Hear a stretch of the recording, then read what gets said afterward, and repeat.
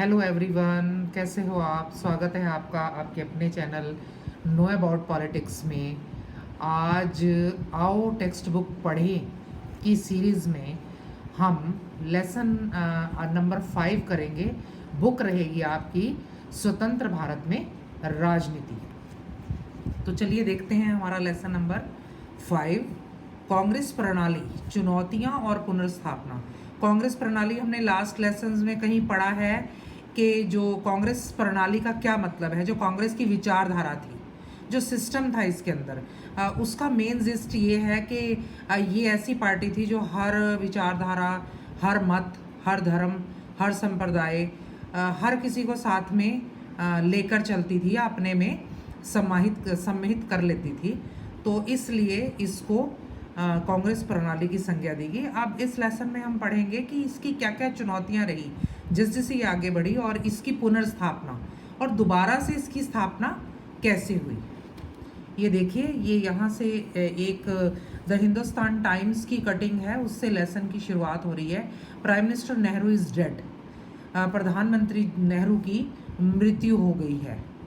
तो जाहिर है कि इससे हमें ये पता चल गया कि कहानी आगे जो है इस लेसन में जवाहरलाल नेहरू की मृत्यु के बाद की कहानी है कि कांग्रेस में क्या क्या हुआ। सबसे पहले पेज पे हमारा पहला हेडिंग है राजनीतिक उत्तराधिकार की चुनौती। 1964 मई में उनकी मृत्यु हुई थी। काफ़ी साल से वो बीमार थे, लगभग 1 साल से बहुत ज़्यादा बीमार थे। तो उनकी मृत्यु के बाद राजनीतिक उत्तराधिकारी को लेकर, यानी कि उनके बाद, राजनीतिक उत्तराधिकारी का मतलब कि अब उनके बाद भारत का प्रधानमंत्री कौन होगा। उत्तराधिकारी उसको कहते हैं जो, जैसे ये राजा महाराजाओं के टाइम का वर्ड है कि एक राजा के जाने के बाद उसकी गद्दी पर कौन बैठेगा। जैसे कि नव स्वतंत्र देश में इस माहौल में एक और गंभीर सवाल हवा में तैर रहा था कि नेहरू के बाद आखिर देश में क्या होगा। ये एक बहुत बड़ा सवाल था। बाहर के बहुत से लोगों को संदेह था, भारत के बाहर के मतलब विदेशी मीडिया, विदेशी नेता, विदेशी देशों को, कि नेहरू के बाद लोकतंत्र कायम रह भी पाएगा कि नहीं। क्योंकि जब यहाँ पर लोकतंत्र नेहरू ने स्थापित किया, और तब भी लोगों ने ये शक प्रकट किया था कि इतने बड़े लेवल पे भारत की जनसंख्या इतनी ज़्यादा है, लोकतंत्र नहीं चलाया जा सकता, चुनाव नहीं करवाए जा सकते। लेकिन सब कुछ हुआ और सबका मुंह बंद हुआ। यहाँ फिर से वो उनकी मृत्यु के बाद सवाल खड़ा हो गया। और दूसरा सवाल क्या था? पहला सवाल क्या था? लोकतंत्र कायम रह पाएगा या नहीं। और दूसरा सवाल क्या था? ये आशंका थी कि बाकी बहुत से नवस्वतंत्र देशों की तरह भारत की भी राजनीतिक उत्तराधिकार का सवाल लोकतांत्रिक ढंग से हल नहीं कर पाएगा। मतलब कि इसका कोई हल ढूंढ नहीं पाएगा, कोई राजनीतिक उत्तराधिकारी नहीं मिल पाएगा। और असफल रहने की सूरत में ये भय था कि सेना राजनीतिक भूमिका में उतर आएगी, जैसे आपके पड़ोसी देश पाकिस्तान में होता आया है। ऐसे बहुत सारे नव स्वतंत्र देशों के साथ हुआ। इसके अतिरिक्त इस बात को लेकर भी संदेह था, यानी कि तीसरा संदेह क्या था कि देश के सामने बहुविध कठिनाइयां आन खड़ी थी। पहले से ही बहुत सारी कठिनाइयां हमने पिछले लेसन में पढ़ा थी। तो क्या नया नेतृत्व कोई उनका समाधान खोज पाएगा? 1960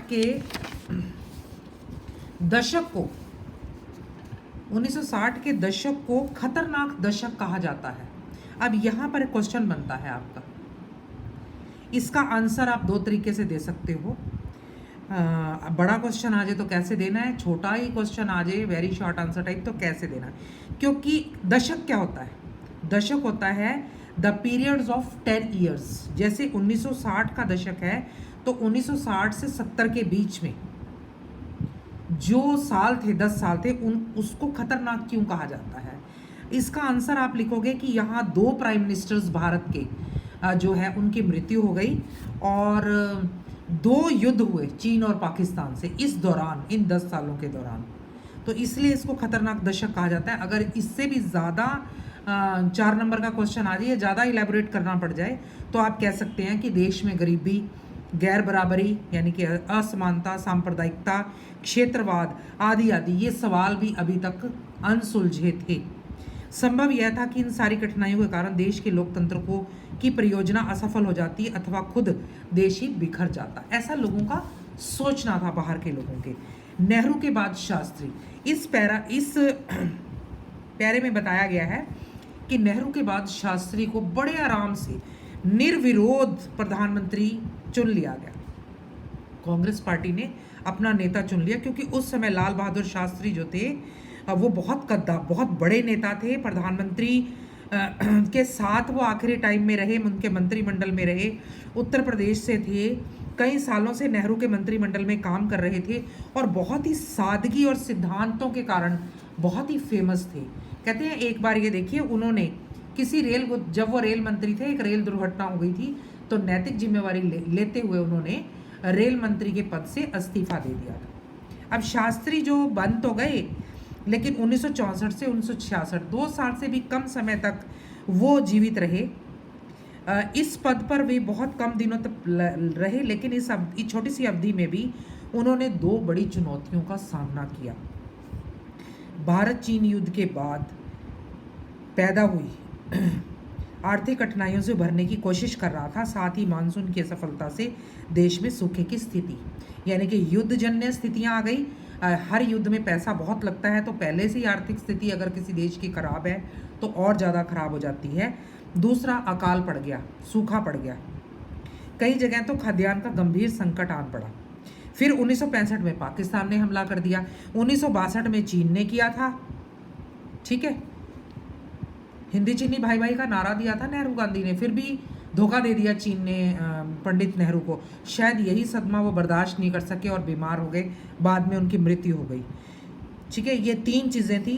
उन्होंने जय जवान जय किसान का नारा दिया, आपको शॉर्ट क्वेश्चंस में आ सकता है। जय जवान जो था रिलेटेड टू जो 2 युद्ध हुए थे उनसे था, जवानों को वो बैकअप करने के लिए, और जय किसान जो था वो जो अकाल पड़ा, किसानों की स्थिति जो है दयनीय हो गई, उनके ऊपर बर्डन पड़ गया, फसल नहीं हो पा रही थी, बहुत बुरी स्थिति हो गई, उस चीज़ को उठाने के लिए उन्होंने जय जवान जय किसान का नारा दिया।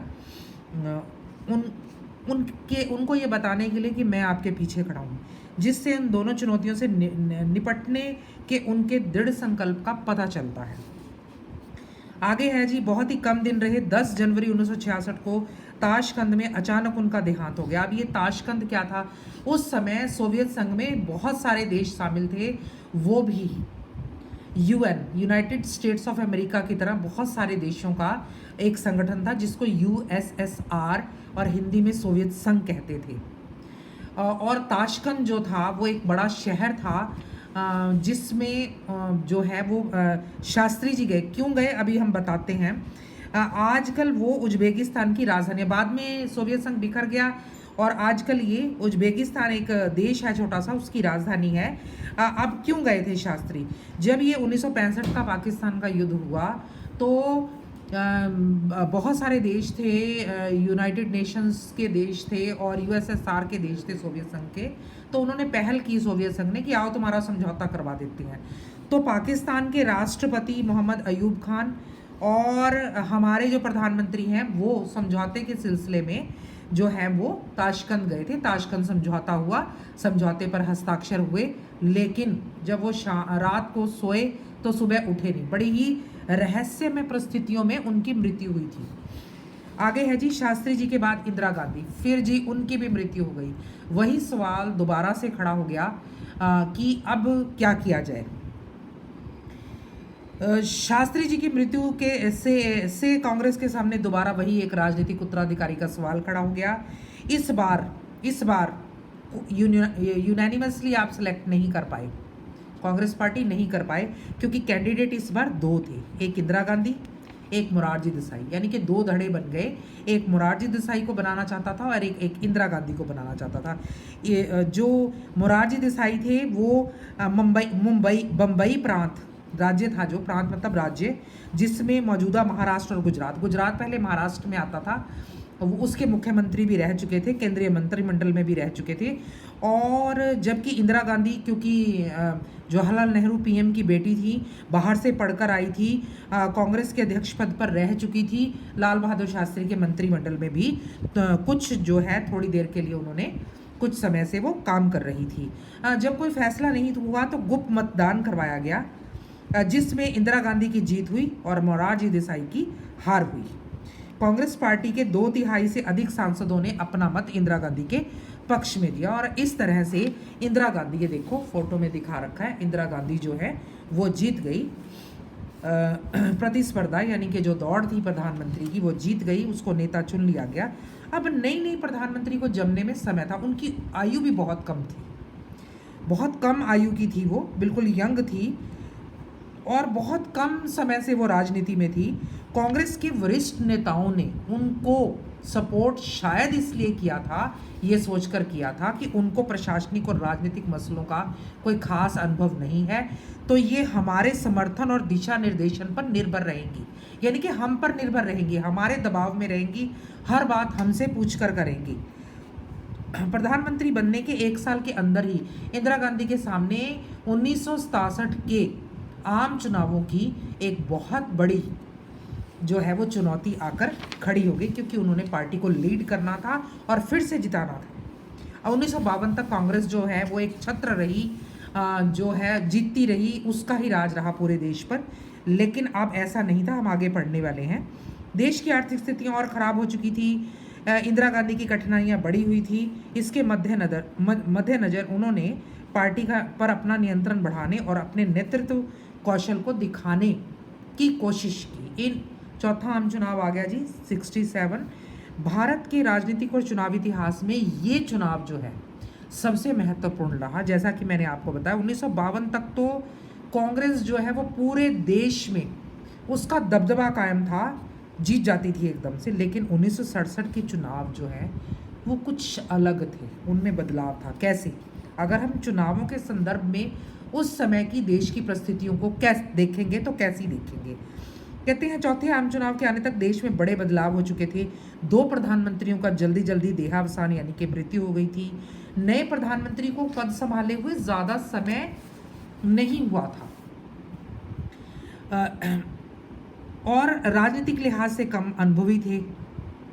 ठीक है, और इससे पहले आप पढ़ चुके हैं कि देश में गंभीर आर्थिक संकट था, अकाल और युद्धों की वजह से ये सारा जो था यहाँ पर है। विदेशों से भी हमें मदद लेनी पड़ी, औद्योगिक उत्पादन जो है वो कम हुआ, निर्यात में गिरावट हुई, सैन्य खर्चे ज़्यादा हो गए, आदि आदि। तो देश की आर्थिक स्थिति बहुत विकट थी।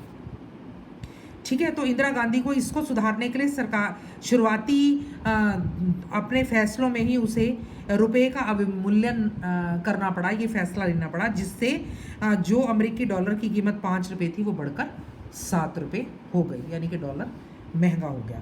हम आर्थिक स्थिति की विकटता के कारण कीमतों की तेज़ी से इजाफा हुआ, आवश्यक चीज़ें की कीमतों में वृद्धि हो गई। खाद्यान्न मतलब खाने पीने के अन्न जो खाते हैं हम, अन्न कई तरह का, उसमें कमी आ गई, बेरोजगारी बढ़ गई, आर्थिक स्थिति खराब हो गई लोगों की। तो बंद और हड़ताल रोज होने लगे। सरकार ने इसे, अब ये देखो ना थोड़ा सा अलग, ये एक है जो आपकी जनरल नॉलेज के लिए है कि उस समय सरकार ने ये जो बंद हड़तालें थी कानून और व्यवस्था की समस्या माना, लॉ एंड ऑर्डर की, कि लोग जो हैं वो कानून तोड़ रहे हैं। ठीक है, जनता की बदहाली और अभिव्यक्ति को नहीं समझ पाई सरकार उस समय, या प्रधानमंत्री जो थी वो राजनीति में नई थी, इस चीज़ को नहीं समझ पाई कि लोग बंद क्यों कर रहे हैं, रोज हड़तालें क्यों कर रहे हैं, तंग आकर शायद कर रहे हैं।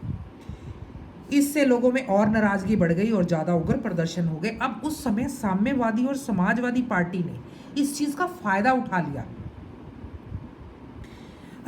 आगे पढ़ेंगे कि मार्क्सवादी कम्युनिस्ट पार्टी से अलग हुए साम्यवादियों के एक समूह ने मार्क्सवादी लेनिनवादी भारतीय कम्युनिस्ट पार्टी बना ली और कृषक विद्रोह करवा दिया देश में। सशस्त्र जहां पर किसान जो है वो ऐसा विरोध कर रहे हैं कि जिनके हाथों में शस्त्र है, हिंसक, यानी कि इस पार्टी ने किसानों के बीच विरोध को संगठित किया, मतलब फायदा उठाया, और गंभीर किस्म के हिंदू मुस्लिम दंगे भी इस वजह से हुए। आज़ादी के बाद से अब तक के ये सबसे गंभीर दंगे थे। उसके बाद है जी गैर कांग्रेसवाद, ये आपका दूसरा क्वेश्चन बन रहा है, आपको आ सकता है क्वेश्चन, 4 नंबर का भी आ सकता है। गैर कांग्रेसवाद क्या था? कांग्रेस की विचारधारा का आपको पता चल गया। तो हम क्या लिखेंगे इसमें, पहले पढ़ लेते हैं। इस सारी स्थिति देश की दलगत राजनीति से अलग थलग नहीं रह सकती थी। विपक्षी दल जन विरोध की अगुवाई कर रहे थे, ये लाइन इंपॉर्टेंट है। विपक्षी दल जितने भी विरोध हो रहे थे उनके आगे आकर, यानी कि उन लोग जो लोग आंदोलन कर रहे थे अपनी समस्याओं के कारण, उनके नेता बन गए वो और सरकार पर दबाव डालने लगे। आजकल भी पिछले 2-3 सालों में ऐसा सिनेरियो रहा है, आप उससे समझ सकते हैं।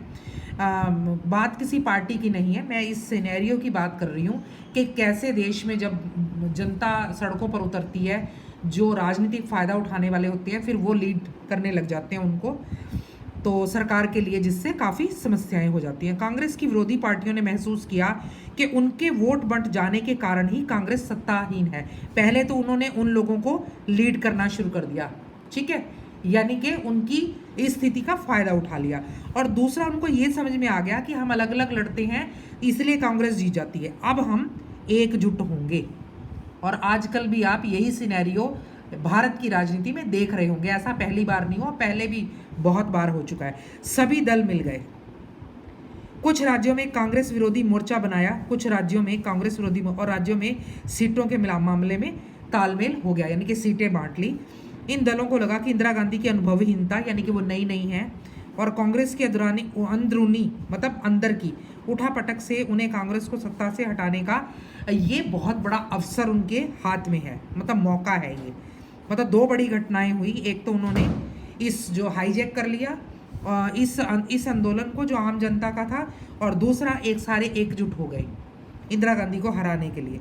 समाजवादी नेता राम मनोहर लोहिया ने इस रणनीति को, देखिए रणनीति जो इन नेताओं ने बनाई थी, रणनीति, इसको गैर कांग्रेसवाद कहा जाता है। आप ये 2 पॉइंट लिख के लास्ट में लिख सकते हैं। उन्होंने गैर कांग्रेसवाद के इसके पक्ष में, अगर और एक लाइन लिखनी है, इसके पक्ष में उन्होंने क्या तर्क दिया। उन्होंने कहा कि ये जो कांग्रेस की गवर्नमेंट है, सब नेताओं को सब पता होता है कि एक्चुअल परिस्थिति क्या है, लेकिन वो जो स्टेटमेंट देते हैं अपने राजनीतिक लाभ के लिए देते हैं कि कांग्रेस का शासन अलोकतांत्रिक है, नंबर 1, और गरीब लोगों के हितों के खिलाफ है, नंबर 2। इसलिए गैर कांग्रेसी दलों का एक साथ आना जरूरी है ताकि गरीबों के हक में लोकतंत्र को वापस लाया जा सके या बचाया जा सके। अब आपको आज का सिनेरियो भी याद आ रहा होगा कि लोकतंत्र बचाना है, ठीक है। आगे है जी चुनाव का जनादेश। चुनाव का 20 मिनट की ये वीडियो बनाएंगे ताकि ज़्यादा लंबी ना हो जाए, 2 पार्ट में कर लेंगे। 17 मिनट 42 सेकंड हो गए हैं, जहाँ पर भी 20 मिनट हो जाएंगे इसको बंद कर देंगे। चुनाव का जनादेश। अब चुनाव में कौन जीता? चुनाव में जैसे तैसे करके गिरते पड़ते कांग्रेस पार्टी जीत गई, लेकिन उन्हें ना बहुत कम वोट मिले और बहुत कम सीटें मिली। इसे राजनीतिक भूकंप की भी संज्ञा अनेक राजनीतिक क्रिटिक्स ने दी है। अब इंदिरा गांधी के मंत्रिमंडल के आधे से अधिक मंत्री चुनाव हार गए। बड़े बड़े, ये देखो नाम लिखे हुए हैं, आप पढ़ना, बड़े बड़े मंत्री जो हैं उनके मंत्रिमंडल के चुनाव हार गए। अब बस ये मैप करते हैं, उसके बाद बंद करते हैं। देखो ये मैप किस बारे में है, विधानसभा चुनाव परिणाम 1967। अब जो येलो है उसमें जहां विधानसभा चुनाव में बहुमत मिला कांग्रेस को, ठीक है, ये येलो वाले हैं सारे, और जो रेड वाले हैं जहां पर गैर कांग्रेसी, यानी कि जहां कांग्रेस को बहुमत नहीं मिला, गैर कांग्रेसी सरकारें मिली। एक राजस्थान को छोड़ दें, वहां जो जिस पार्टी की सरकार बन रही थी कांग्रेस ने उसको समर्थन दिया था, तो कुछ मतलब वो सत्ता में भागीदार थी वहां पे। ये इस मैप पे ये दिखाया गया है। चलो ये पेज भी कर लेते हैं, उसके बाद हाफ एंड हाफ हो जाएगा। आगे है जी राजनीतिक बदलाव की नाटकीय स्थिति राज्यों के, बस यही बता रखा है इसमें, पूरा बता रखा है कि कैसे कैसे आप पढ़ना, कौन कौन से राज्यों में सत्ता हाथ से निकल गई। मैप को ही विश्लेषण कर रखा है उसने, जो आपने ये मैप देखा है इसी का विश्लेषण कर रखा है। आगे हम आते हैं बहुत इंपॉर्टेंट क्वेश्चन पे, क्वेश्चन नंबर जो 3 बन रहा है। गठबंधन किसे कहते हैं? गठबंधन पहले थोड़ा सा पढ़ लेते हैं। गठबंधन 1925 के चुनाव में गठबंधन की परिघटना सामने आई।